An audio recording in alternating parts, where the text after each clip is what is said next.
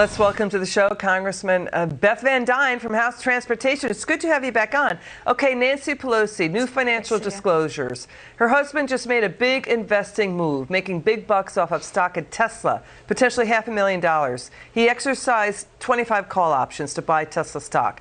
The stock has since popped after the government announced infrastructure spending on electric vehicles and more. And this is happening just days after Nancy Pelosi championed that spending. So can you talk to us about this? Yeah. Well, I think what you're saying is this goes beyond insider trading. You've got a woman who's in a position to actually affect directly an industry with policies, with laws, with tax exemptions, with money being spent on that infrastructure for electric vehicles. And she is directly, she and her husband are directly benefiting. Normal working families don't have that kind of influence, don't have the ability to affect policy, don't have the ability to write laws that will hurt one competitor in an industry while benefiting another. And that's exactly what we're seeing in Congress right now. Tesla shares have gone up about 10% since Nancy Pelosi's husband bought the call options. They ricochet around, but she's made other moves, and the timing of her husband's stock trades have been called into question. I mean, it's not the first time he's placed bets on big tech stocks, right? He's made millions of dollars off of option contracts on Alphabet, Google, Apple, Walt Disney. Here's the question. Nancy Pelosi has been around, I think, since right after the Reagan administration.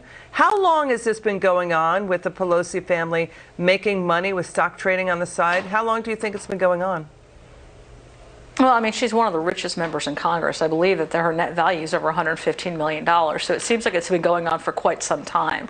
And the fact is that you're right. I mean, she just finished advocating, championing a bill, a spending bill that put tons of money into electric vehicles. She's telling people to buy Teslas. She did that at the same time as demonizing the oil and gas industry.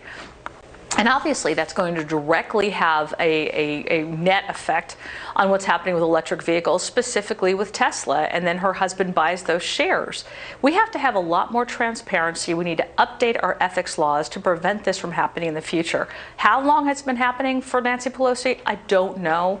But the fact is that she is one of the richest members of Congress, and she's been there for decades. Now the speaker, critics are saying, has a vested interest in the success of Tesla. And government policies can really affect publicly traded companies like Tesla. So there's that conflict of interest that keeps popping up again and again, but the speaker keeps dismissing it and takes great umbrage if you ask any questions about it. Of course she does. I mean, she's picking winners and losers, and I have always fought against that. The government should not be in the position of picking winners and losers. Allow the market to do that. Allow innovation from companies to be able to do that, not government intervention. And you're seeing direct government intervention when they're demonizing one industry and they're promoting and spending hundreds of billions of dollars to promote another one that this Congresswoman is getting direct benefit from. And we need to stop this. Again, there needs to be much more transparency in it. But this goes beyond insider trading. This is direct function of policy making and influence to kill or create an industry, and it's wrong. Congresswoman Van Duyne, it's good to see you. Come back soon. More evidence that human smuggling